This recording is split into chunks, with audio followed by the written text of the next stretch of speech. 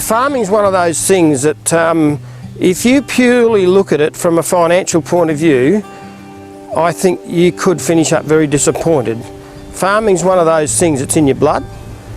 The financial gain is probably the icing on the cake, and you don't like to see land degraded in any way, shape or form. It's just, to me, it's a no-no, and if we can possibly minimise that and learn how to live with it, I think that's what a big part of farming is all about. In 1992 we split our family partnership and I became responsible for this neck of the farm, and it was from then on I started to see quite a few issues with salinity. A contractor came around looking at deep drainage, and that's when we first put our first effort of deep drainages, which is in this area, with its sole idea of putting the drainage in and following it up with trees. And that's when funding was available for the trees as well as the fencing.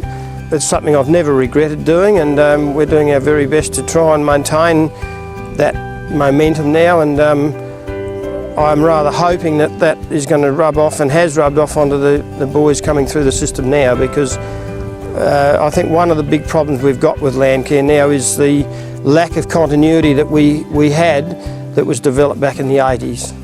We did it to not only try and control the salt or the water level underneath the ground that is here, but also for the benefit of the livestock and inevitably maintain a bit of cropping.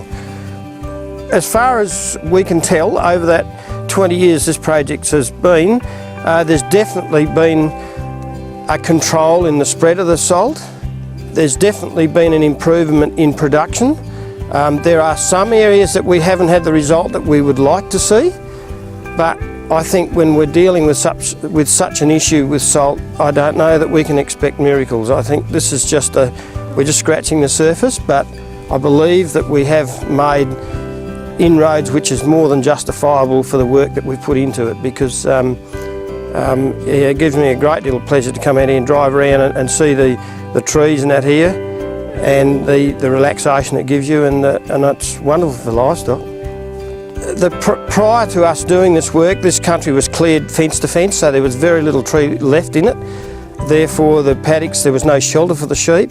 We still run quite a lot of livestock, therefore we have a lot of lambs at certain times of the year, and you know, they often they'll be out around these neck of the woods here and they'll just camp in the shade, or in the winter time if you get those strong cold southwesterly fronts that come through, you know, your lamb losses are basically totally mitigated simply because they can, you know, get out of the wind, and in this time of the year they can get out of the extreme heat. Early in the mornings there's a nice lot of bird life and that through here, which there was nothing here whatsoever. So I believe we've gained something. But the overall effect is very satisfying, and I use the word contentment as probably the most accurate way I can describe it.